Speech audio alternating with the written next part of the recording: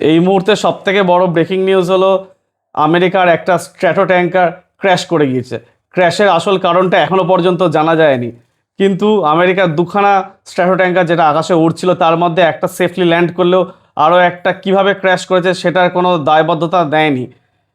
এর মধ্যে আমেরিকা দাবি করছে যে এটা কোনো হস্টাইল ফায়ারে বা কোনো ফ্রেন্ডলি ফায়ারে এটা ধ্বংস হয়নি, এটা জাস্ট একটা টেকনিক্যাল গ্লিচের কারণে ধ্বংস হয়েছে। কিন্তু টুইস্ট হলো এখানেই যে ইরাকে ইরান ব্যাকড যে ইসলামিক রেজিস্ট্যান্স গ্রুপ আছে তারা দাবি করছে তাদের টেলিগ্রাম চ্যানেলে এটা তারা শুট ডাউন করেছে।